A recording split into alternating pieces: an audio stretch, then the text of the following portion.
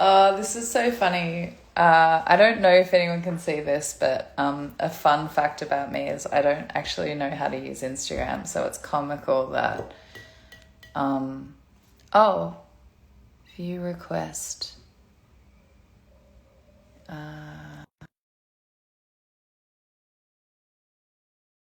Oh, I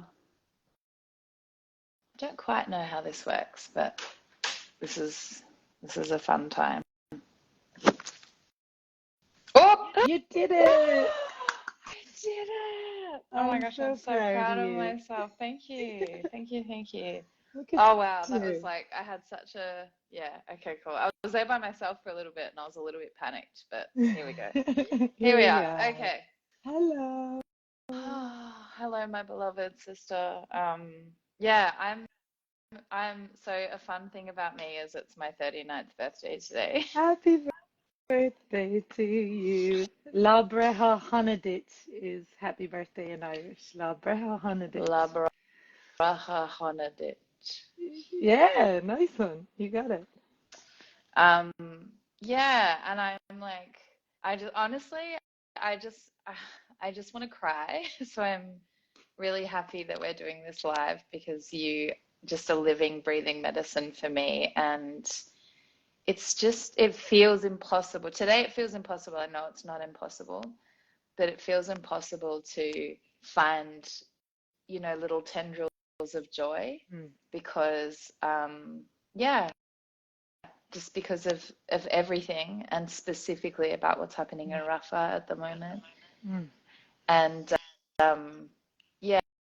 yeah, what I would usually do had we not organized to do this is go to bed at 5 o'clock and Yeah. not wake up till tomorrow. Um, but I actually think this is a gift for me anyway, because it will pull me up out of my despair. And that's what I'm always trying to do. So yeah, I don't know. That's me checking in. I'm on Kulin land. I'm on unceded Kulin lands, on Wurundjeri country. That's where I'm at. How are you, my love? Well, I'm here on unceded Bunjalung country, beautiful.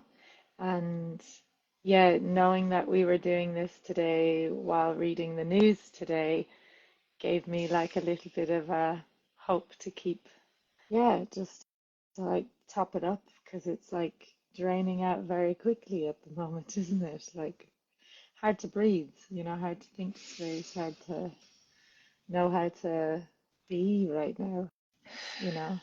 Yeah. And yeah, so being here with you and that's what it feels like the only salve at the moment is finding these little circles, whatever they are, 1, 2, 10, 20 people that really give a shit and being in those circles. Yeah. Oh, you can make me cry just looking at you now. I got all emotional. You made me cry too. So I guess I'll introduce. I mean, it's worth explaining to people. Wait a second. Do these go onto the grid, or what happens to these videos? Yeah, you can save it after. Yes. Okay, cool. Yeah.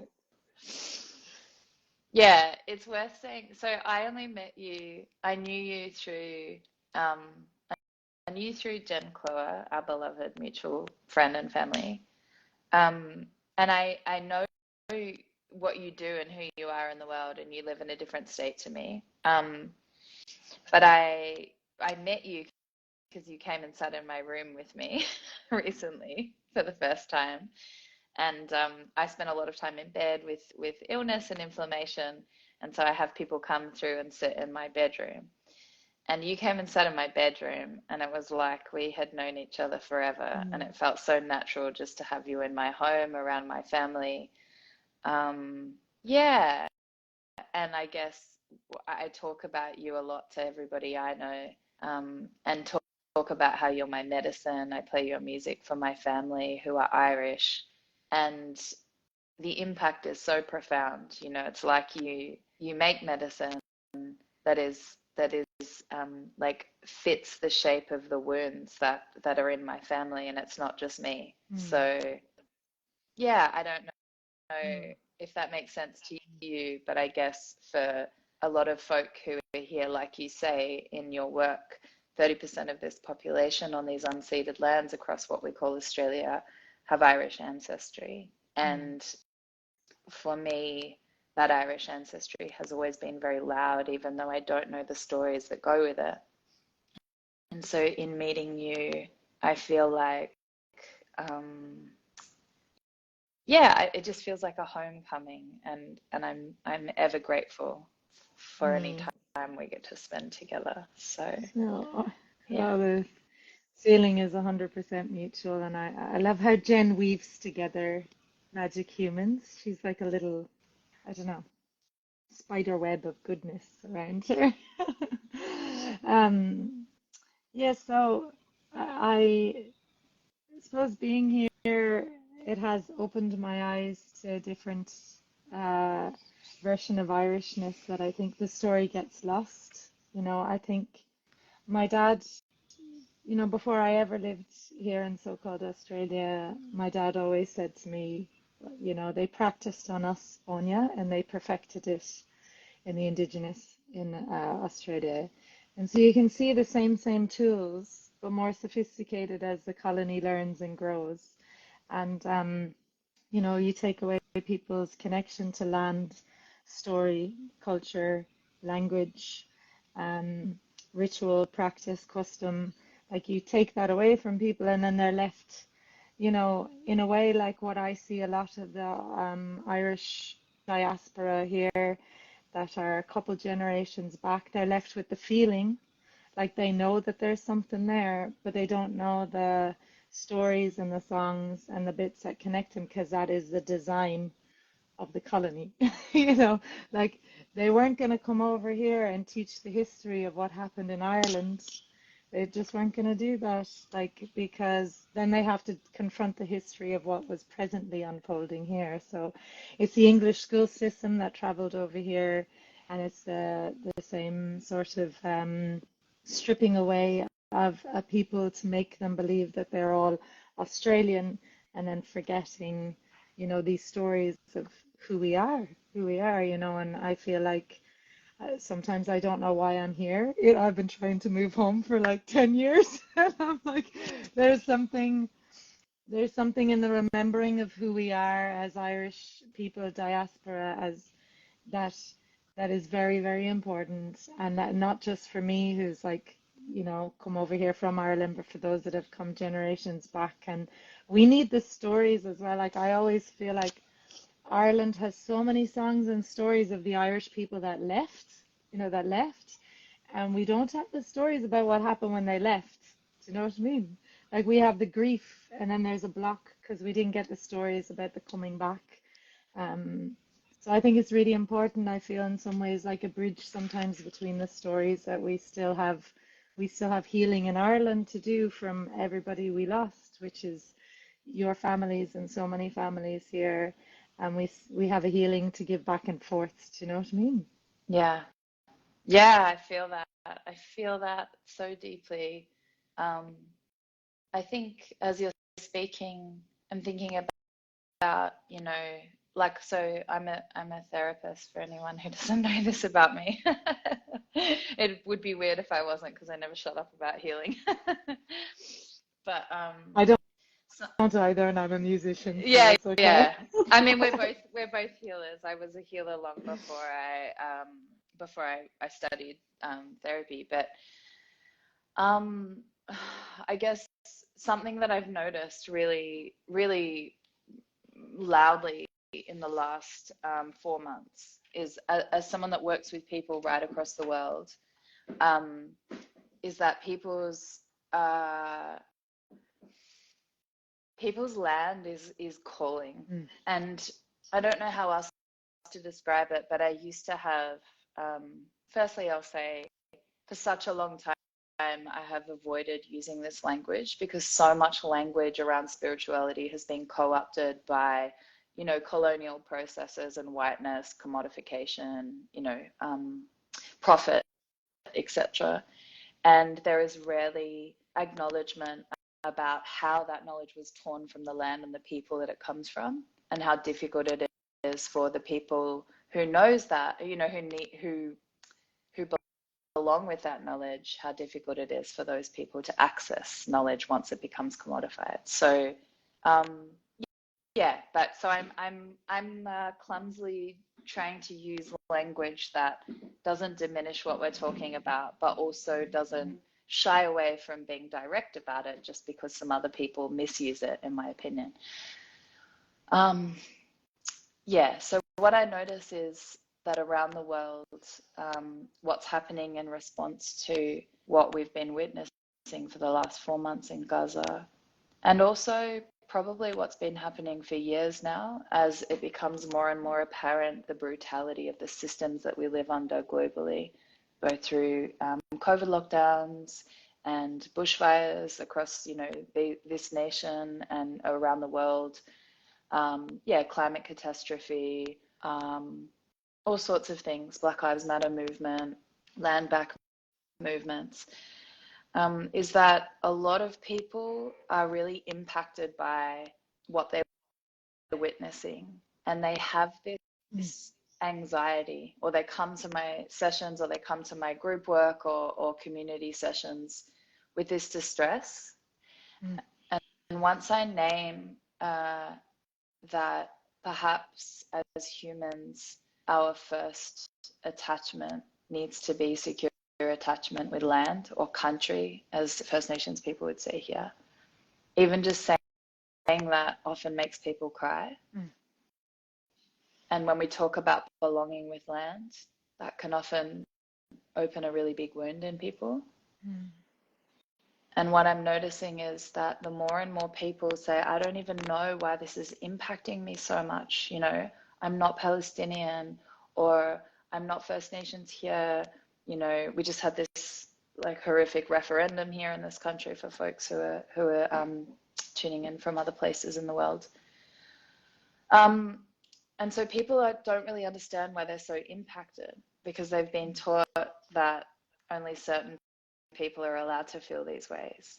And then when I talk about how it's inherently human to long for land and belonging and community, and that they have every right to want those things, and that they didn't choose the systems that we live under, and that if something is stirring in them, it's very likely it's not stirred by them. Wow. Oof. Yeah, I can feel it. I can feel it as I'm sharing this with you. So this has been very loud in the Irish diaspora that come through my spaces, and yeah, it's extraordinary. So I often send them your music as medicine. My apothecary is poetry and music and storytelling from all over the world. Yeah, and it helps nurture and draw more to the surface of what people are kind of have an inkling about, but would describe it as anxiety, like unexplainable anxiety. And I would explain it as healthy human yearning for what we deserve as humans. And my colleague Tyrrell and I talk a lot about reaching a critical mass of yearning for that belonging and that connection. Yeah, so Wow. I don't know if this makes sense to you as how you make your medicine, but I guess, yeah, I'm so moved by the way that you handle story and the way that you share story. And it appears that your work, and also just the state of the world at the moment, is really profoundly stirring something in the Irish diaspora on these lands. You know, all you ever want is your work to be of service, you know, and I think to know that in any way it's a bit of salve at this moment is something, because there are spaces that I'm going to for that same salve, you know. So yeah, that's really, it's really profound, everything you said.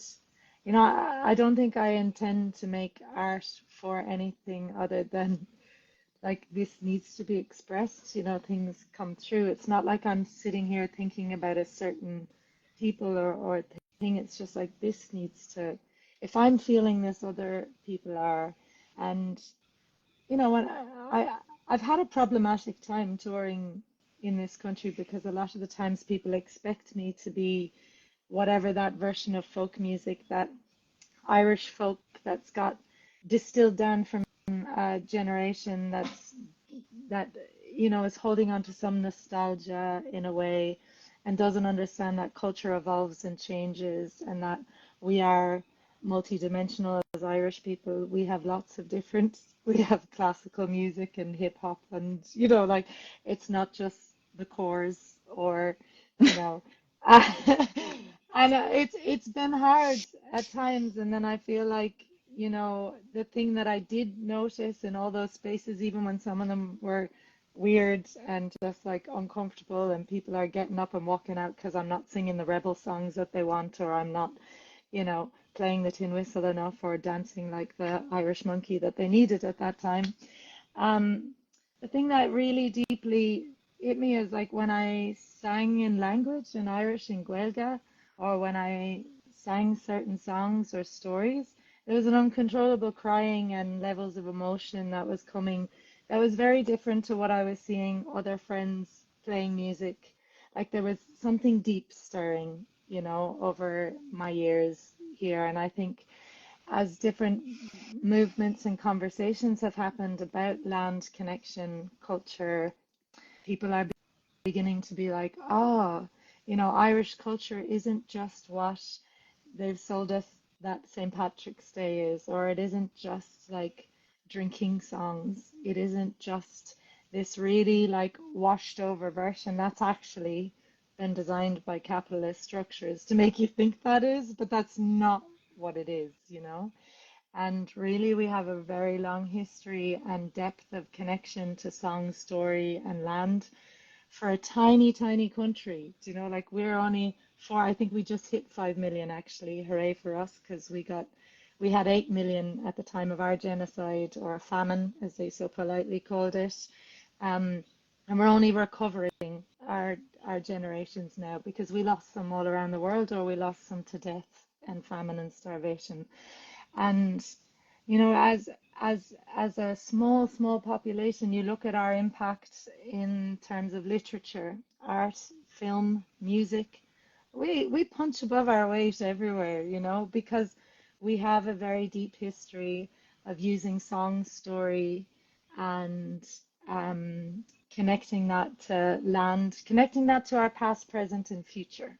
You know, we have a really long history of that in our DNA and in the stories that we were handed down. And, you know, I feel very lucky. I grew up, my dad's a musician, and I grew up in circle and traditional Irish music in those ways and learned about the old ways, learned about the stories, learned through language, learned through tunes and songs that were hundreds of years old, you know. So, um, I suppose I didn't know. I have long stories. I probably didn't know it was a medicine, but I did notice that as I was here and touring here, that there was something stirring in people.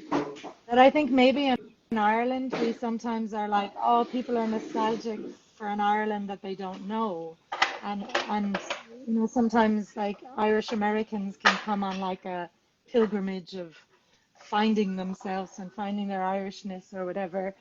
And and like I think as Irish people we gotta like let down that like little knee-jerk reaction to that as well because there's a lot of people who it'll serve Ireland and the world if we open up their connections back to country and land like because you know like for example in America the Irish were in the same as African Americans after slavery. They were that, and then in New York, they began to climb the ranks until they became the police force of New York. And the brutality in the police force of New York comes from Irish, you know, like, but they originally were as beaten up and as displaced as the African Americans on the land. We have to heal that. You know, we have to help heal that with like a two-way conversation between our country in Ireland and the diaspora and artists like me that are out here randomly in other places in the world. You know, get to open up some of those doorways to be held respectfully and say, hey, this is a bit of who you are, and it's a bit of who we are, and our stories in Ireland are the people that left. There are stories as well, you know, and we need to start remembering some of those back, you know. I'm just gonna cry and keep talking. Yeah, it feels really. I think it's really interesting. Like my daughters are Maori and Tuvaluan and Irish and Shetlander, so they come from these really extraordinary bloodlines, and yet they've grown up on not one of those lands. We've been to Shetland, been to Aotearoa, haven't been to Tuvalu yet, but I was just talking to one of my daughters the other day, and we were talking about how vulnerable it is to be a child of diaspora, like what that's like to turn home and to just, for me, any home, whether it's Ireland or Tuvalu, it is the most terrifying place to turn towards, because not being accepted it feels like the most devastating thing possible, because that's the thing that I yearn for most, or the place that I kind of, deeply, deeply connect to those lands that have shaped my bloodline, even when I don't know them directly. And so when you talk about how important it is to bring diasporic children back into relationship with their own lands and their community, it is a really interesting thing that I do a lot of like mediation work and communal facilitation work around these relationships, because I find that for children of diaspora who've grown up with the privileges of the West, a lot of the time we can be very clumsy in our way home and make a lot of assumptions and project a lot of our colonized educations on our own people. And it has been really important for me to understand what I represent and how I approach my community and my home. And at the same time, like you say, a lot of people who didn't leave are maybe unable to see the strength in that homecoming. Well, do you know what? There's a trauma on both sides, Yeah. you know. Like I saw it personally because like Ireland, our government has just, you know, continued to fail young people, you know, and there's been waves and waves and waves of emigration. And, you know, I left at the time of the global financial crisis, and there was a huge wave of Irish people that came to these lands, to Canada, to America. The heartbreak in my dad's generation that so many of us were emigrating again was a generational heartbreak and a nearly shutting down, do you know? And so, like in our DNA, like in our fabric and makeup, is half of our population. 4 million people either died or emigrated. Like that is every single person left alive in Ireland had connections, had families torn apart, had people all over the world, and there wasn't FaceTime and there wasn't ways to connect. When they were gone, they were gone, and you didn't hear the stories back. You didn't know how they went. People sending children over for a future to keep them alive.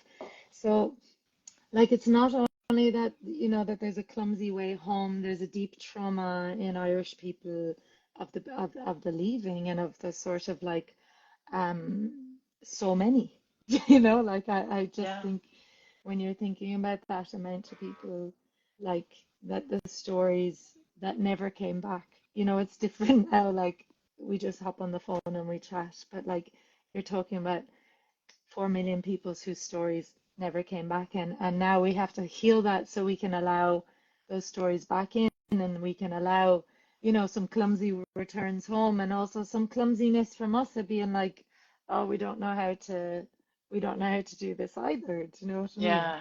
Um, Oh, so like it's both, you know, there's a trauma on both sides, you know, of that, and then like, but I think you're right. It's the children, you know, like I even look like me coming here, my children. I know who I am. I know my land. I know my country. That my two girls were born in Ireland, but they don't know it like I know it, you know, and that breaks my heart, you know, because this country doesn't give them this country doesn't give them the language.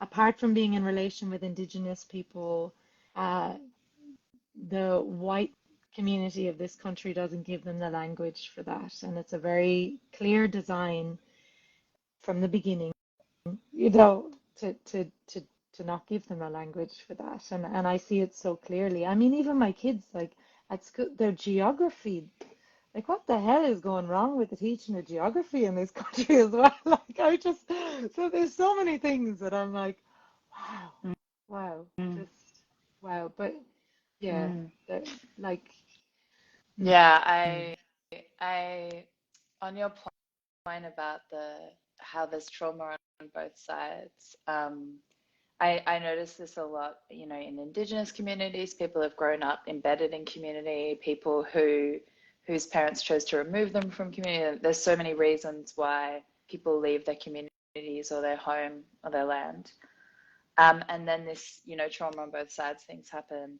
And often I notice the tragedy is that it's safe for us to target each other with all of those feelings of loss and devastation and rage. You know, I'm furious that I didn't get to grow up or know my lands as intimately as I would like.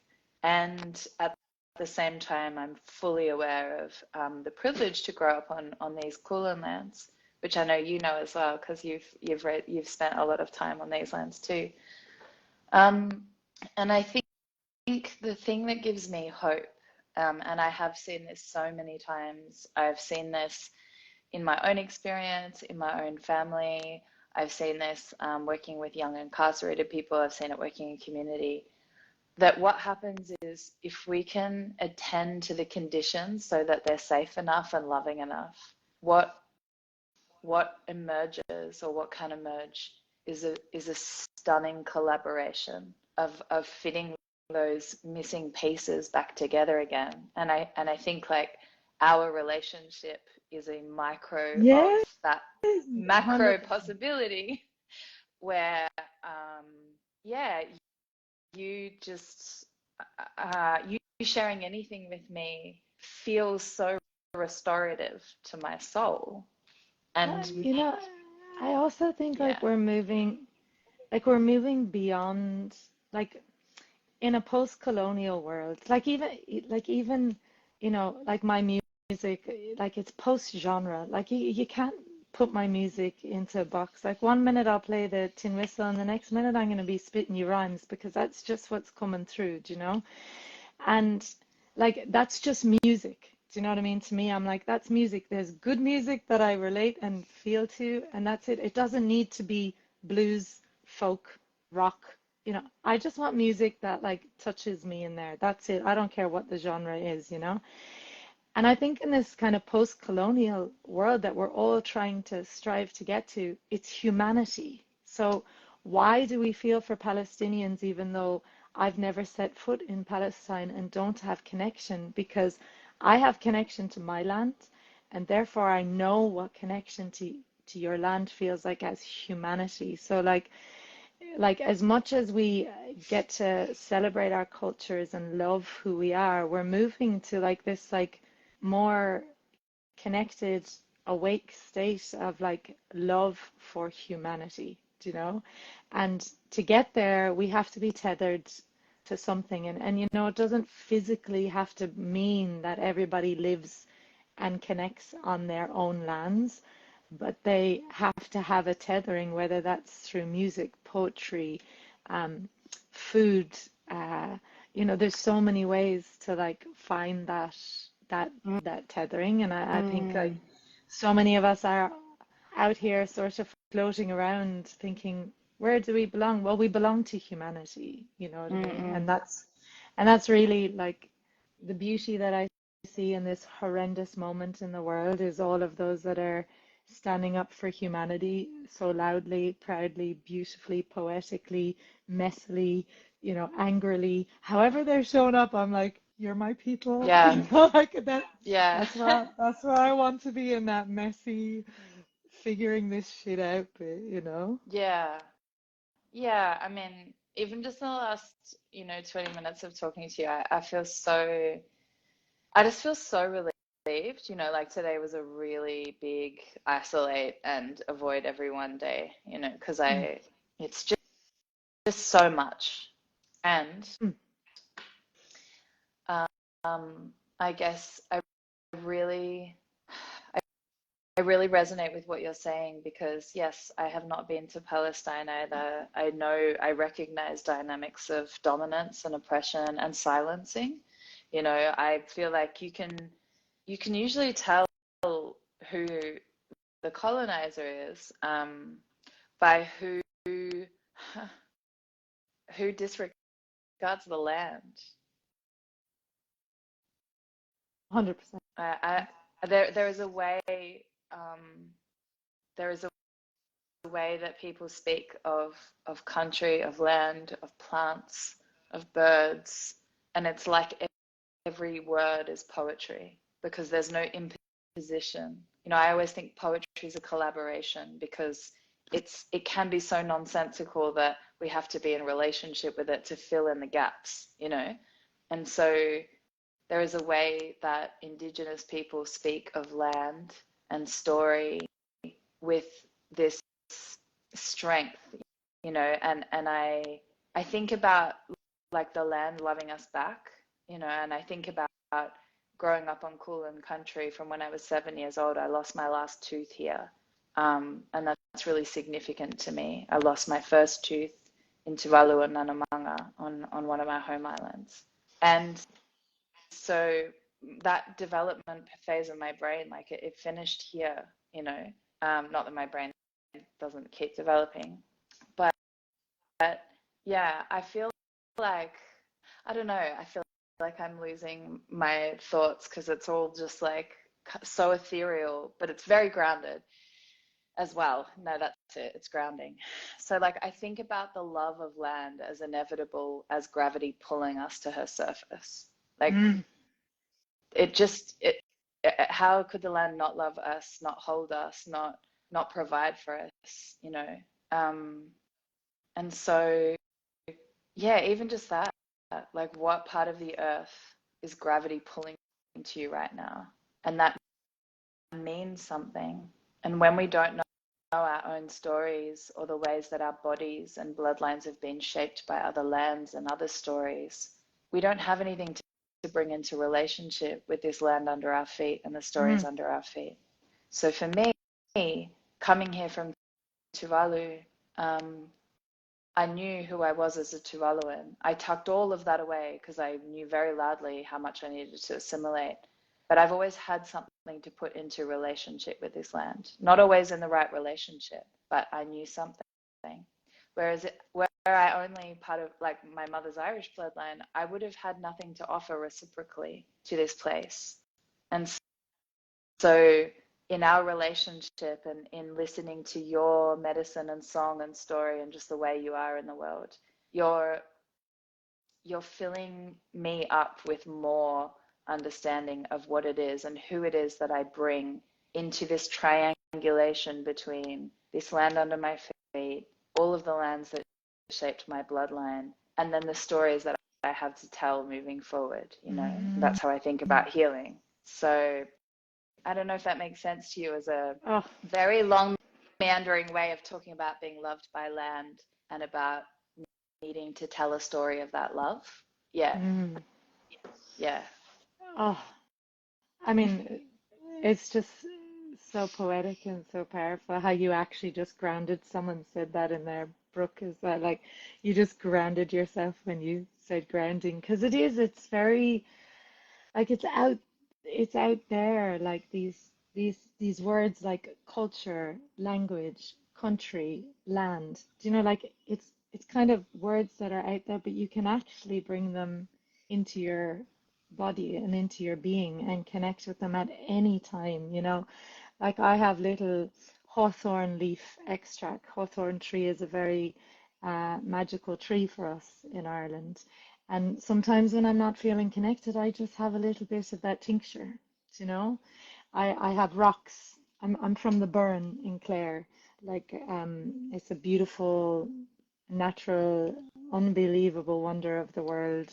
It's made of limestone rock, and the cracks, you know, I wrote something about this week, like as a small child walking across the Burren, if anyone's been there, you know the magic. It's pure magic, you know.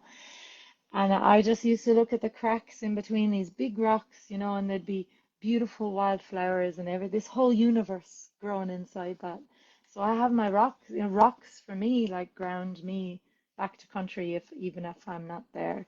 You know, stories of my people, language, you know, I do my best to connect, you know, gaklo, which means every day, just a little bit of language, whatever that my kids have to hear a little bit of language every day, even if it's just ihoa, good night every night. Just they need to hear a little. I need to speak a little, you know, just to know that it's there. And without my changa, without my connection to my rock, without my connection to my story and my ancestors and my people, like I would be very out out there with those words. So like there's real concrete ways to bring those words into your being every day. And like I know on the workshop we're gonna do, like that's just gonna be something that I really want to give people is, you know, just these little things, because you don't reconnect to culture like this. It's not like a, oh, here I am.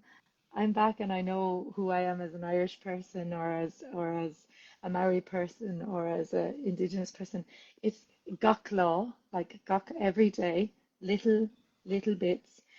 And on that journey, there are things that trip you up. I mean, my dad said this to me as well ages ago, is you know, he was trying to think of a word in Irish and we were speaking on the phone and it couldn't come out. And then later on in the conversation, he said, oh, you know, he had a language teacher out in Connemara in the Gaeltacht, which are Irish speaking places, an old gentleman. And he said, oh, that's the colonizer tying your tongue in knots. And like in our DNA is the fear of speaking our language because what that did. So it it ties you in knots sometimes, your connection back to, you know, and you have to just gakla every day, one little more step forward.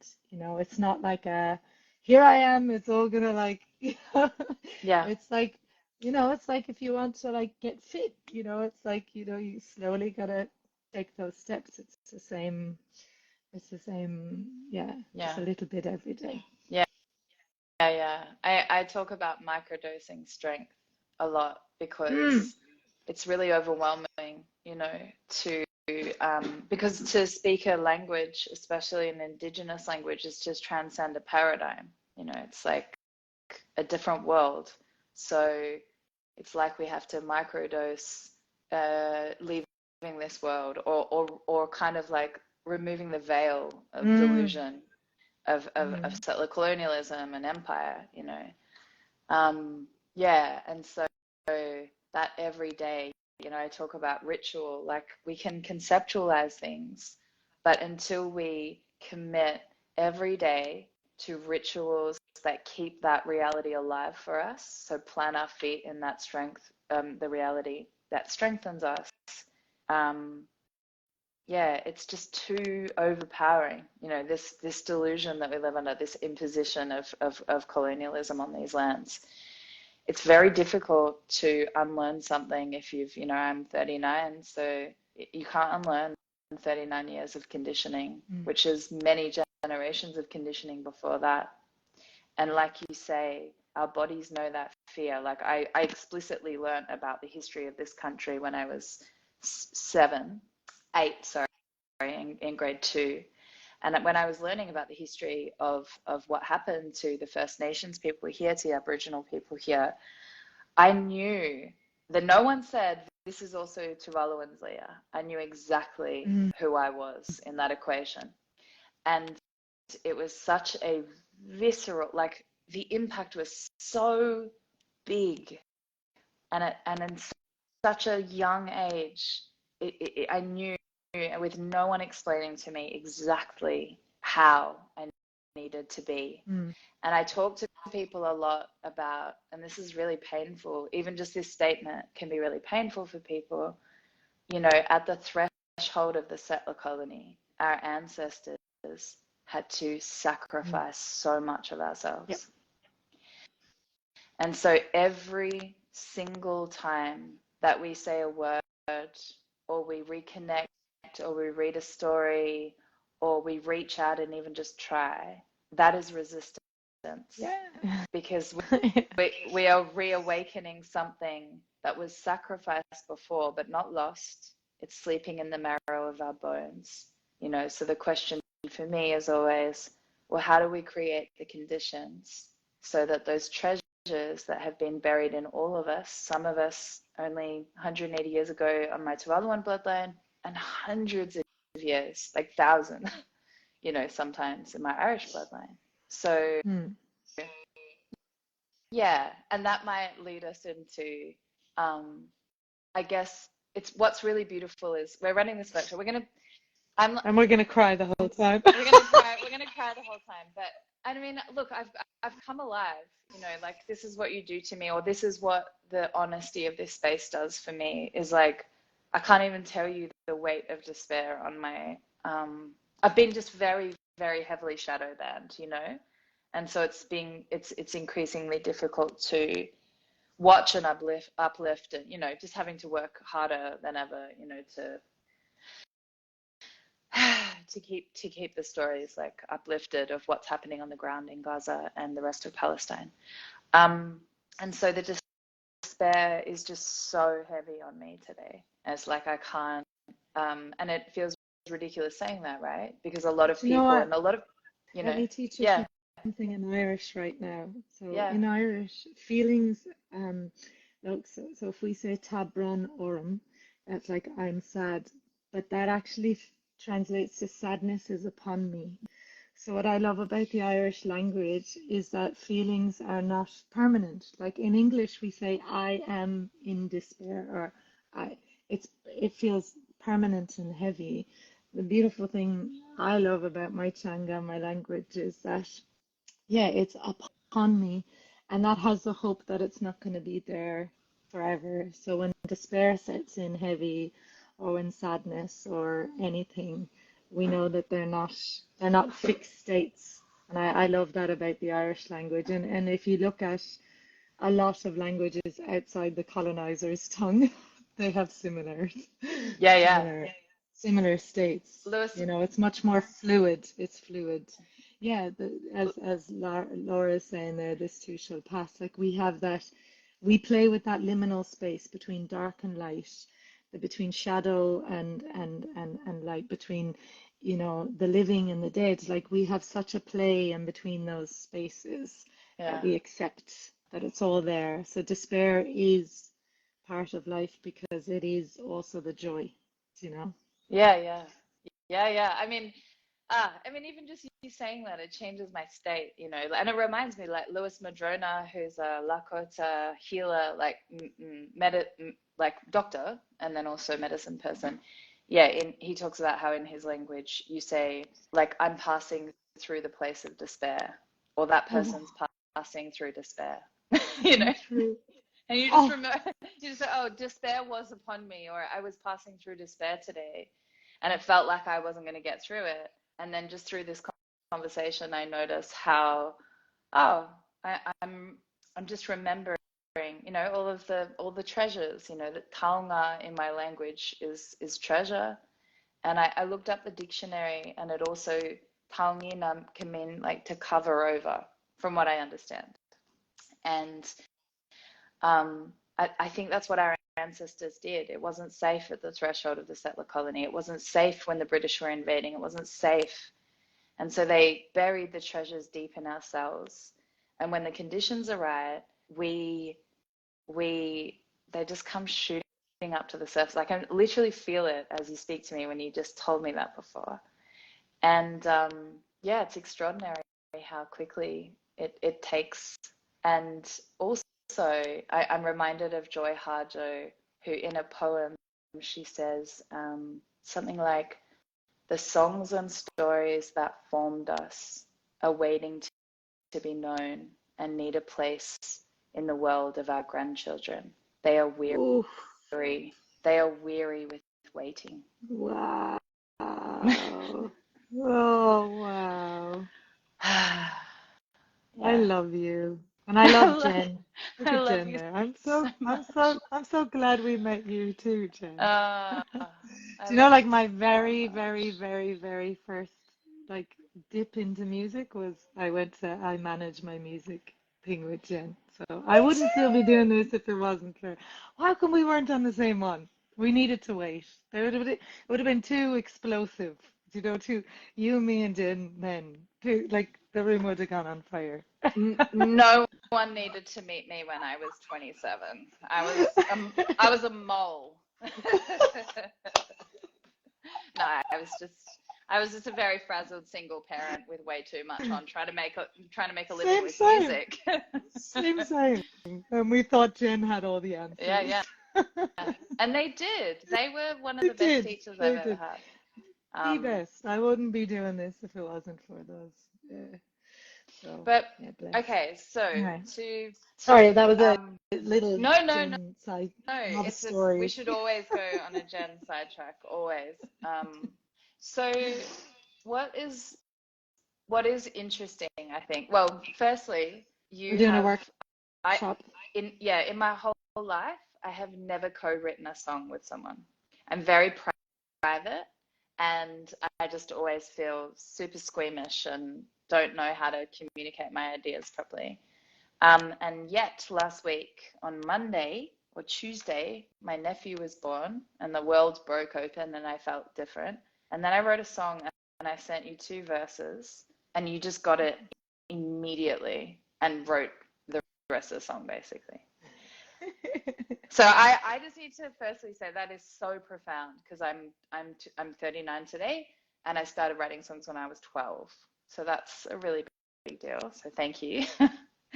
That was the ancestors coming in being like, woof. Yeah, yeah.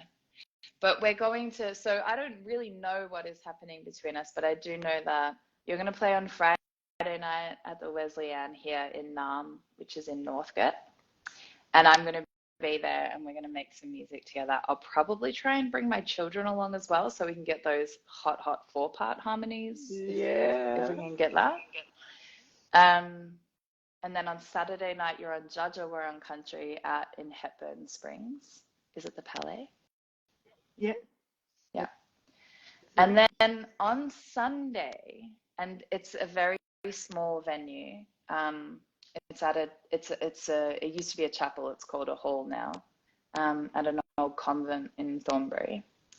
And what's really interesting, again, much like how I don't write music, but I do with Áine Tyrrell, is that I won't go into this building because it really, it really stresses me out, you know. Partially, you know, I have lots of feelings about the Catholic Church. I unfortunately, maybe fortunately, read the Royal Commission into childhood sexual abuse. Like I read the details. I went so deep into it to try and understand my family and my history, and also I just get a little bit stressed when I'm near spaces like that.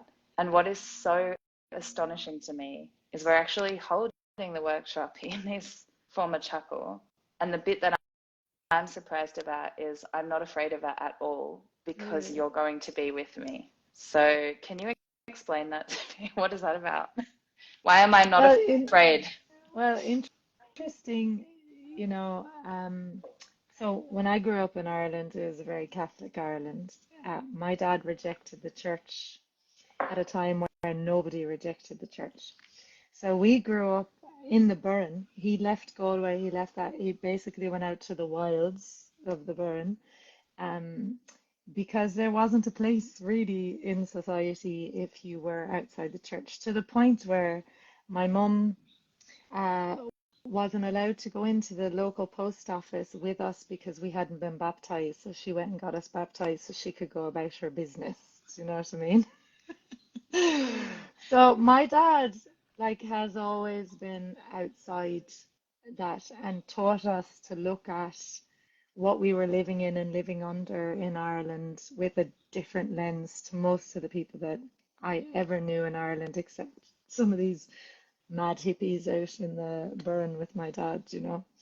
Um, and then, the only time my dad did set foot into a church was when uh, John O'Donoghue, who's a very famous Irish poet, scholar, he was a priest. He wrote a book called Anam Cara and many books after that that many people would know. He became our parish priest right before he left the priesthood, and he's a very well-known theologian and just spiritual, amazing human. And so my dad and him used to run pagan masses, like full on outside in the ruins of the church. Like we had Easter pagan masses, like in these ruins of churches.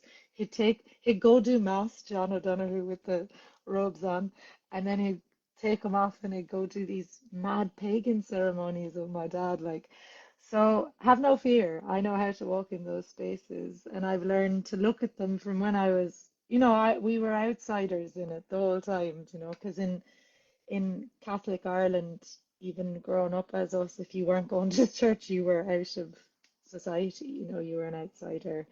And Dad lived on that, liminality on the side, but he was a bit beloved, I suppose, because he was an amazing singer, so they forgave him for it. So don't fear. Well, Yeah. I've walked you're in those spaces. you're an amazing singer. We're gonna yeah, stack up some harmonies, and yeah, I feel like this is such an important time to be doing this this profound land, well, I call it land-based healing work. There is nothing, I think, there's nothing that can hold me. There is nothing big enough to hold me apart And from the that, land. and that's the other thing with the church, like in Ireland, my theory on this is we were colonized twice. We were colonized by the Brits, and then we were colonized by the church. And because we were so vulnerable when the church came in, it came in so strong and we had to cling to something. And Ireland has had a massive awakening in the past 5 to 10 years with the uncovering of mothers and babies' homes and septic tanks with babies buried in them, and just like unbelievable traumas and things coming up, and apologizing to the women of the Magdalene laundries, all these stories coming up, you know. So it's like the same fear of the colonizer, it's the same fear of the church, and you don't need to be afraid because that's back there. That's in the analogues of history now with the colony. Like it's way to the back. Yeah. Yeah, And yeah. reconnecting with who you are prior to colonization is also reconnecting to who you are prior to Catholicism, because pagan Ireland wasn't what the church had us live under for that many years as well. Yeah. Yeah. I mean, yeah. I'm unafraid of many things next to you, which is wild because I met you like 3 months ago, and we're two naughty. How it's wild, but two naughty people that really, really, really want a free Palestine and a free Kulin Nations and a free Bundjalung country and a free Tuvalu and a free Ireland. So yeah, I mean, I don't really need to know people for very long. Like you said before, anyone saying free Palestine is like our kin, Mm, immediately, mm, because there's a risk to saying it. And so anyone with mm, that courage and humility, I'm like, yeah. mm, So mm. Oh, we So, have lifetimes and beyond the next lifetimes of lifetimes together, sister. yeah, yeah. I look Well, forward to it. And I look forward to meeting more, more people that need this connection to, because I feel like for some reason I'm still here. I thought I'd be home by now, but here I am. So while I'm here, let me help bridge what I can, because it serves, like, people knowing who they are on this land is is is medicine to give back to this land and its First Nations people, because you won't fuck with the land here if you know who you are, and you won't yeah. mess with the people here if you know the sacredness of your connection to culture. Do you know what I mean? Yeah, yeah. And the other thing is, like, I believe that our bodies are extensions of the lands that we are sprung forth from, you know. Mm, So healthy, well-connected, spiritually sound Irish diaspora here or anywhere in the world is a strong Ireland, just like strong Tuvaluans anywhere in the world are strong, makes a mm. strong ocean for us. So yeah, I hope, I don't know, I started this call feeling like I'm so tired. I have nothing for this, not for this conversation, but I'm like, I don't think I have anything of value for this world. And I'm like, right, cool, we'll just like heal some diasporic Irish lands and bodies and bring ourselves home and free all of the lands. So yeah, that's happened in the last 45 minutes. Thank you. Yeah, yeah, and the despair is only upon you, and now hope is upon you. Do you know, like, and we can go between. It's okay to live in those liminal spaces between, and I think these past 125 or so days, whatever it is now, like, that's all it is. It's just been surviving in that in between, you know, space. And it turns out, I don't know, my music and my medicine was made for that space, so it's of some service now. Right? Isn't it so Yeah. interesting? I've been doing land-based therapy and this kind of strength-based approach for for the whole time I've been practicing. And I think what's happening in the world now has made people's receptors open to the way that I practice therapy and the way that you practice Mm, music and poetry and story. So um, I guess I'm grateful because I think being in service, it makes it feel worthwhile, I guess. mm, Makes me feel hopeful. mm. I love Yeah. you. I love you so Yeah, much. Thank you to everyone. I actually didn't realize. I think people like write yeah, comments because I thought you were like, there was there's lovely. Jen, and then I was like, what? No, no, no, they're in another room, and I was like, what? Okay, so now I've just realized there's like people talking. This is so embarrassing. Anyway, I'll get my children to explain it to me later. Oh, Yeah. so the only thing is, because people are asking here to save it after, when you press end, you only have one chance to save it. So don't fuck it up. This It says, opportunity comes once in a lifetime. Yo. yeah, Okay. yo. So do you end it So or do I end it? I think you do, yeah, technically. And then it'll give you an option to save to whatever, like your, yeah. Okay. So I end it by pressing the X up the top. Is that Don't press the X. don't Don't don't press. No, don't press it? I'm I'm Oh, joking. okay. All right. I'm gonna try. I'm very sorry if I lose this. Thank you everybody for being here. I just yeah, I'm Thank so you all. appreciative. What medicine, medicine, medicine. I love you. Yeah. And free Mwah. Palestine. Free Mwah. Palestine every day. Free Rafa. Hmm.